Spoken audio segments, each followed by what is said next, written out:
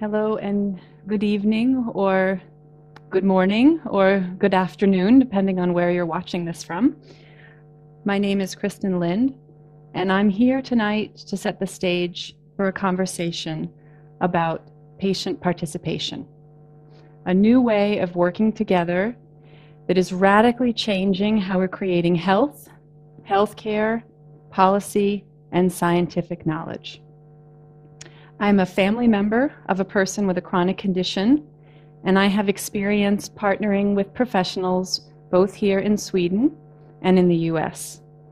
And on behalf of our host, BAGADILICO, I'd like to welcome those of you who are here in Lund in person, and also those of you who are joining us around the globe online, and maybe even some people who are joining us from the future watching this recorded. In the words of clinical innovator Peter Margolis, engaging patients in healthcare and research has the potential to make care easier, cheaper, faster, and better, not just for people with Parkinson's, but for all health seekers. And in fact, it's not just patients who benefit. Patients are just one stakeholder group in this new kind of care produced by networks of patients and families, clinicians and researchers, policymakers, and industry. And while it's true that patients have a special status as consumers, they are the North Star guiding our improvement efforts, we all share a desire to improve health and healthcare. So tonight, we're not going to talk just about patient participation or patient engagement, but about what many are now calling patient-professional partnership. In order for us to get the biggest benefit from this new way of working, the responsibility isn't only on patients to participate. We all must engage in creating new knowledge, new resources, and new systems together. And in just a few minutes, I'm going to introduce you to tonight's speakers who'll share some cutting-edge developments in the Parkinson's partnership revolution. But I'd like to start with a few words about my own journey from an overwhelmed, passive receiver of care to someone who's engaged in changing health and healthcare globally. It's really a story that parallels the paradigm shift taking place in all of healthcare today. A shift away from healthcare being something done to patients or for patients to something that we do with patients.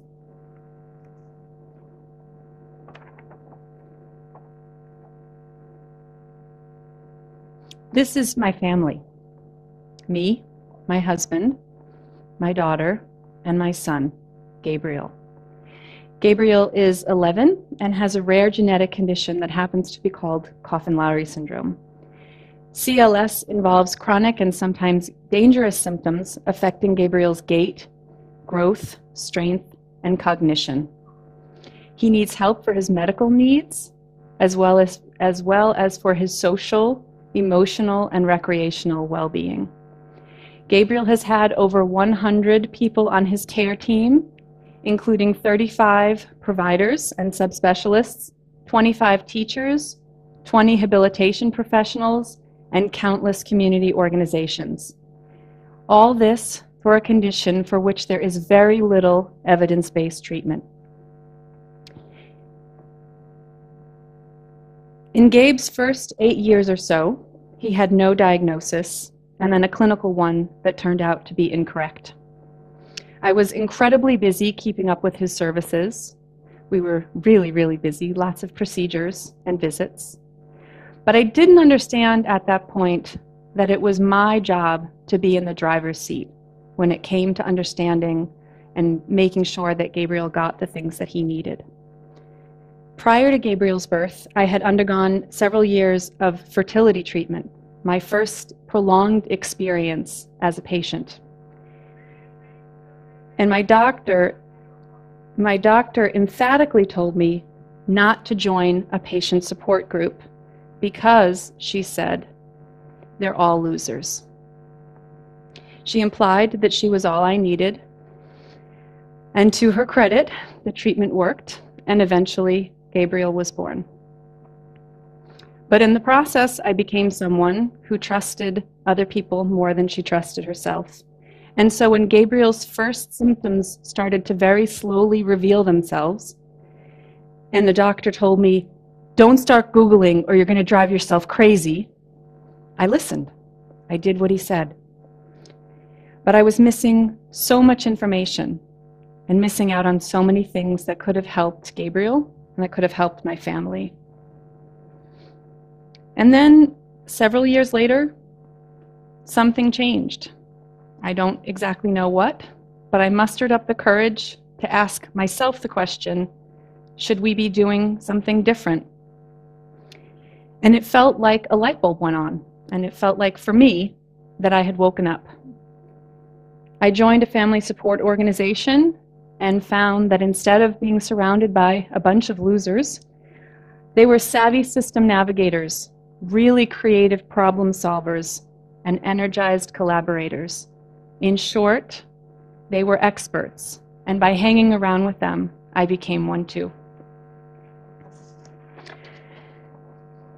With time, things got better. Gabe's care became more targeted and precise when I learned more, and we actually used less care than before.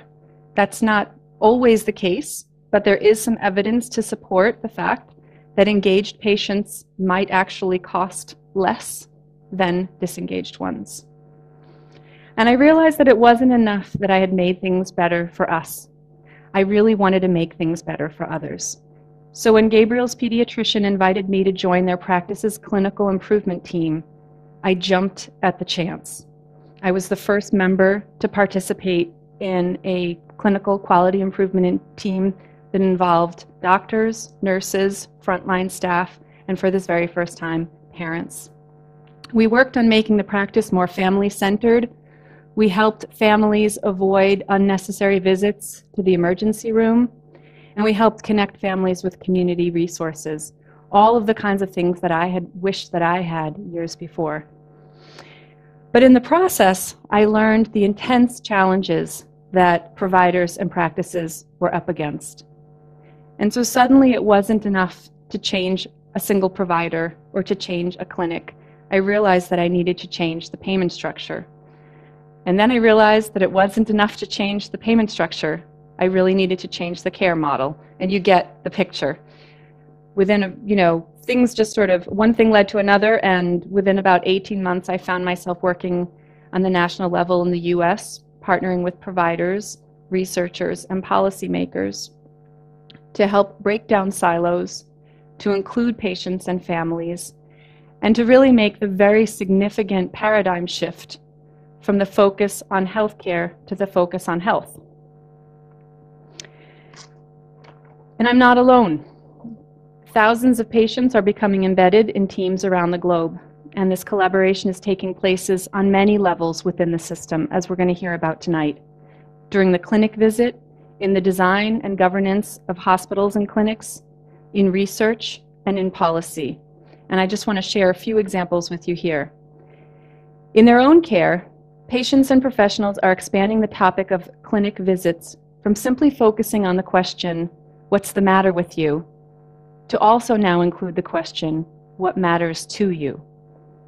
People like Sweden's own Christian Farman, a patient who told his nurse, Britt-Marie Bank, that if he could administer his own kidney dialysis when it worked for him, instead of when it was convenient for the clinic, his quality of life would get much better.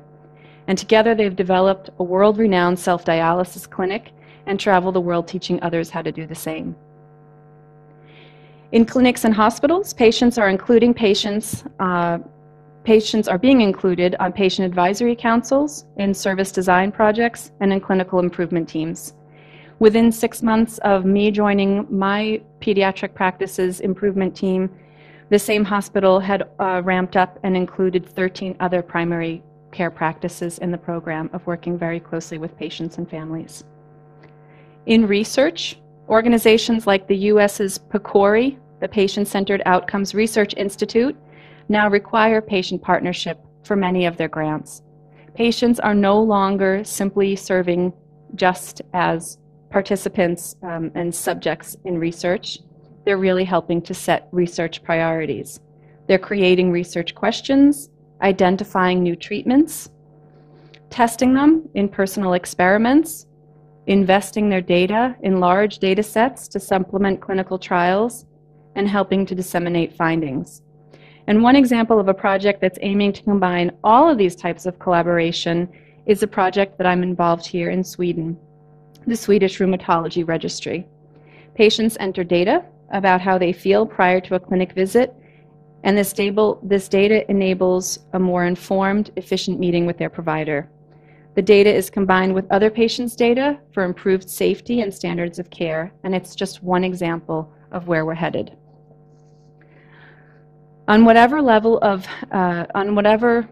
that patients are involved in health improvement, they provide a relevancy, a reality check, an authenticity, and a sense of urgency. But to make this work, we all need to engage. In this new way of working together, we're all equal partners. Our areas of expertise differ, but we all bring some essential knowledge that is needed. And so tonight we're going to hear from 4 experts who are creating and facilitating this new kind of collaboration in Parkinson's. And we're grateful to BAGADILICO for hosting this event, showing the leadership role that Lind is taking in Parkinson's research by acknowledging the importance of an active role for patients in the development of future therapies. After we hear from each of our guests, we also want to hear from you. You will be able to submit, and we hope you do, your questions, your reflections, and your comments, and you can submit them at any time using the hashtag on Twitter, PPP2014, or you can also join in the chat that's being used with this broadcast. We may not get to all of your questions, but the good thing about this is that the conversation can definitely continue. So first up tonight, we have, I have really the pleasure of introducing my colleague and my very good friend, Sara Riggare. Sara is an engineer by training who experienced her first symptoms of Parkinson's disease around 1984 at age 13, but wasn't diagnosed until nearly 20 years later, in 2003. In 2010, she decided that she wanted to combine her patient experience with her engineering skills to try and improve things for herself and others with chronic diseases. So she started studying at a master's program in health informatics at the Karolinska Institute in Stockholm, Sweden. Since March 2012, Sara is a doctoral student at Karolinska, and the topic of her research is personal observations as a tool for improvement in chronic disease. Please help me in welcoming her.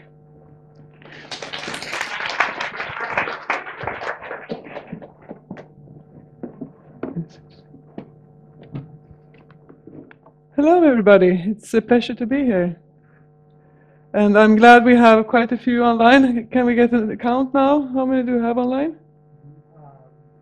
27 viewers online. We have 27 viewers online. I'm very pleased to hear we have drawn in such a large audience. The first comment from online on the first presentation was, instead of saying don't Google, they should start prescribing good links. So we had a comment from the chat in this broadcast saying, instead of saying the doctor saying don't Google, they should provide good links to good places to find good information. That's not me saying that, but I totally agree. It's the way forward. I want to thank Kristen for the very beautiful introduction of her and her own story that I've heard before, of course, but it shows me that we have so much in common between diseases. And active patients are active regardless of the disease, and we act in similar ways. Not only regardless of disease, but also regardless of geographical location, it turns out. I think that's very interesting, and we have so much to learn from each other in between disease groups and groups of patients. So thank you. You heard the short version of my story from Kristen. I want to take you on a slightly longer tour around what happened when I was 13, because when I was an October night when I was 13, I was sitting in a community house in Norrland, listening to relatives of mine performing, playing violin and accordion and singing, and everybody in the room was stomping their feet in rhythm with the music. I wanted to do the same, but I couldn't. It was as if my feet just wouldn't, my ankles wouldn't respond. It was as if the signals couldn't go from my brain down to my foot. It would take, as Kristin told you, almost 20 years until I knew that what I had experienced that evening was my first symptoms of Parkinson's disease. Or as this man, James Parkinson, called the disease in his essay from 1817, the shaking palsy. But as I know a lot of people in here and a lot of people online, I'm sure knows that not everybody with Parkinson's have tremor, the very classical type of tremor. But I didn't know that by then. There was nothing. I knew nothing basically about Parkinson's disease. And when the neurologist told me, the one I met in 2003, when my daughter was a few months old, when he told me that I had Parkinson's disease, it felt like I fell down into a black hole. It felt as if the thing I knew about Parkinson's disease was, the thing that I thought I knew was that everybody with Parkinson's disease was old, and that everybody with Parkinson's had the tremor. That's what I thought. And here I was, 32 years old, with a baby just learning how to walk. And I thought, would I stop walking when she started? But so the black hole also felt like being knocked out. This happened to be one of the world's most famous people with Parkinson's, Muhammad Ali, in his prime. And well, it felt pretty much like being knocked out by Muhammad Ali, which I think not a lot of people can have lived to tell the tale. But so I felt very, very alone. I felt shocked. I felt sad. I felt angry. I felt physical pain, although it wasn't from Parkinson's. I had no idea what to do. I just knew that I needed and I wanted to do something. And I didn't know what, but I wanted to find a context I could relate to. I wanted to find people like me, basically. I wanted to find someone who I could discuss things with.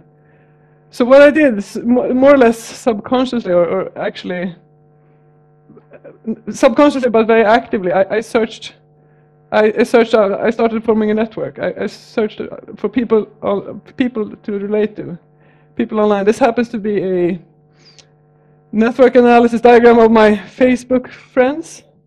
Quite a few of them are in this room, and quite a few of them are online, I'm sure.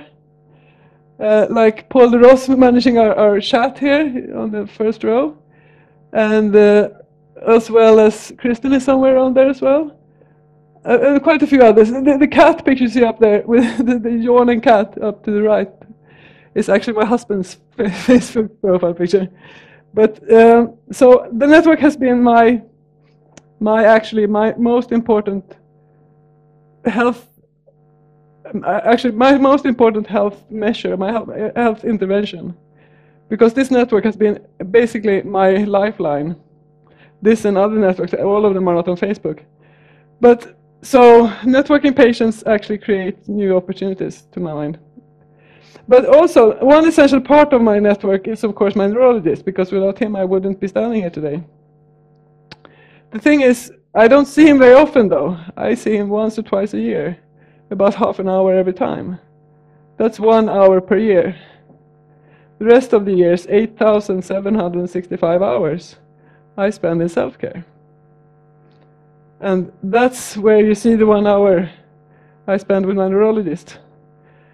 And I was thinking, okay, so this is my picture. So what's it like for other people with Parkinson's? I've done a survey where this data will be published, where I've looked at how many times people visited their neurologist. I asked them. I had about 150 respondents, and about twice or fewer times per year is about 72-73% of these people answering.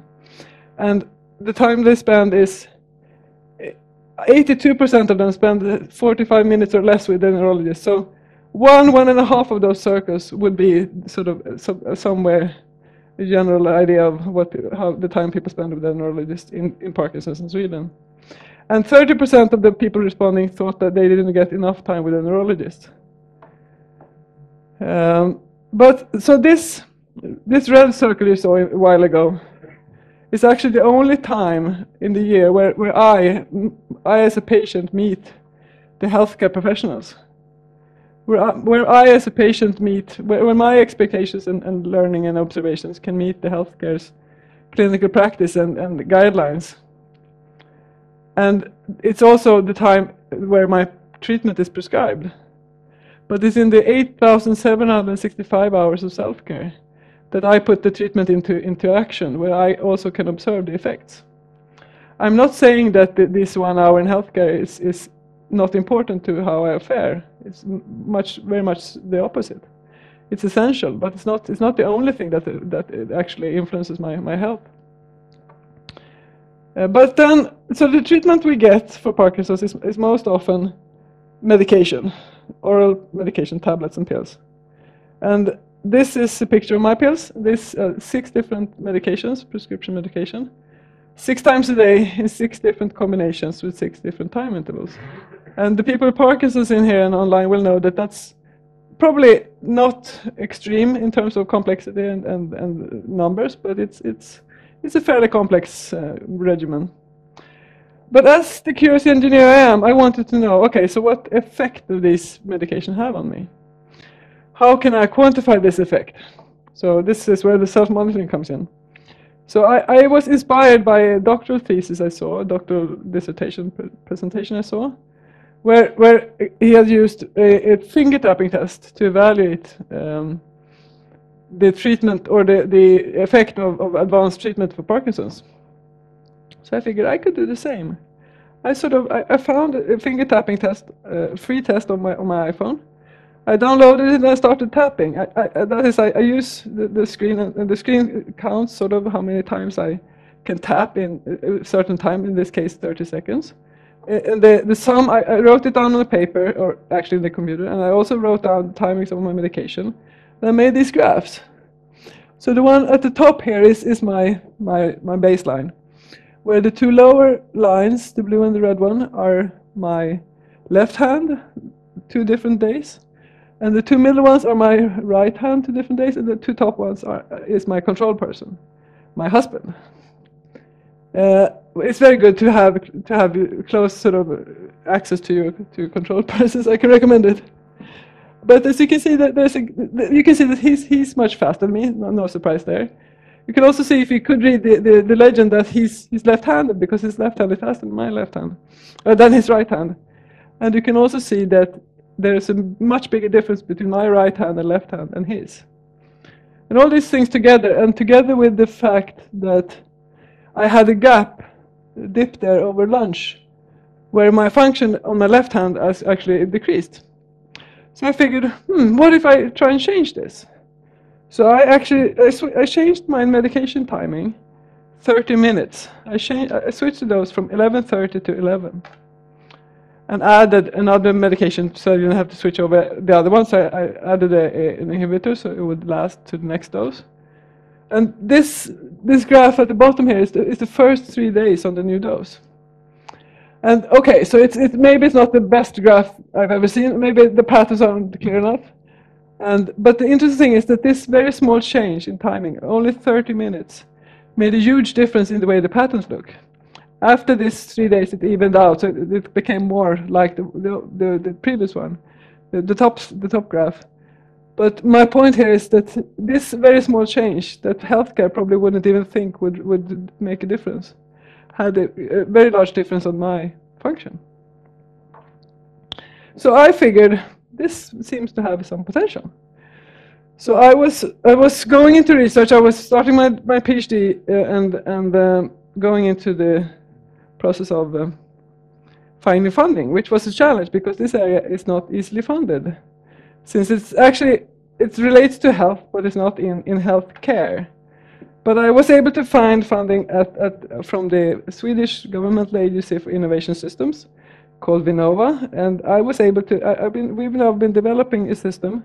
I usually call when I started this journey. I sometimes say that I wanted to give the people coming after me the freeway I didn't have. So I couldn't expect people to do the work I had done with the tapping and the noting and the graphing and everything. So we have the first version of a system to have it connected.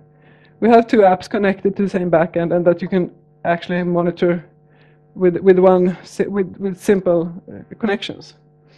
And this is readings from a few days of my data, where you can see that there are patterns in my function. These, I guess, this is for me. This says that every medication intake has an effect, which is good to know. I think it's a good start. The medication intake has an effect, and also that the function I have in my fingers is not within sort of. It doesn't vary too much. I think it's a reasonable variation, and also that I don't seem to be over-medicated, which can be good to know as well if you want to avoid side effects. But for the most part, this to me shows the potential of self-monitoring.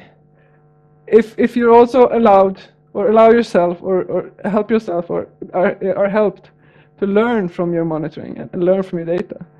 So this shows my function. It actually only shows the function in my fingers, but I sort of say correlate it with the function in my whole body, and say that when I'm slow in my fingers, I'm probably also slow in the rest of my body. But function is one thing, and health to me is another thing. Health is, I used to say, health is one of these concepts that actually gets more complicated the more you think of it. I'm sure Peter will come back to that in a while. I would expect him to anyway. But health to me is a very elusive concept. And it's difficult to get your head around. I mean, there are things like treat to target, there are things like salatogenesis, and the WHO definition, which says health is a state of complete physical, mental, and social well-being, and not merely the absence of disease or infirmity. Which, by the way, hasn't been updated since 1948. And to me, this little word "complete" actually is not making things easier for us, because if you think about it, even a person with a chronic, well, anything really, or some sort of small pain in the little toe or anything, can probably not be said to be healthy in this definition. So I rather prefer the English philosopher Thoreau saying it's healthy to be sick sometimes. Or, as already the old Greeks said, a wise man should consider that health is the greatest of human blessings, and learn how to by his own thought to derive benefit from his illnesses. Then again, what's health to me? Well, to me, health is a very variable concept, and it varies both in time. Can vary very quickly from 1 second to another, and it's mostly probably very difficult to measure. For me, I would say health is to be able to preserve or keep my independence as long as I possibly can without taking unnecessary risks or limiting myself unnecessarily. So I have a case. One of my most irritating Parkinson's symptoms currently is freezing of gait. And I'm sure that a lot of people know what it is, but maybe some of you don't, so I'm going to tell you very briefly. It's when it feels like the feet are frozen to the ground. It's like if you know a deer in headlight will freeze out of terror and almost be run over by a car because they can't move. That's sort of like what it feels like. And before I experienced that, I didn't know what I couldn't understand it, but now I know what it is. And before I took a fall in October, and the same day I went out and bought myself a cane because I thought I needed to take less chances and I didn't want to get stuck or fall over when crossing a road. So I bought a cane. Being a sensible person, I bought a cane. But now I haven't used that cane since before Christmas. And for me, that's my current measure of health. Number of cane-free days, as well as number of days without falling, which are slightly more than the number of cane-free actually. But then again, I don't want to take it to absurdness. I don't want to take unnecessary risks. So it's up to me to sort of find this balance between cane-free and the risk-free, if you know what I mean. So to my mind, these concepts of the title of my talk was let's see, what was it now? It was from self-monitoring for health, from optimal health and participation. So for me, self-monitoring is about information, and it's about data. And for me, information and knowledge and participation are very much connected. And participation drives participation, to my mind. And I think Kristin's story made it very clear, and I can relate to so much in your story. Once you started participating to change something, you want to change more and more. But my way of changing things is start with myself, with my self-monitoring.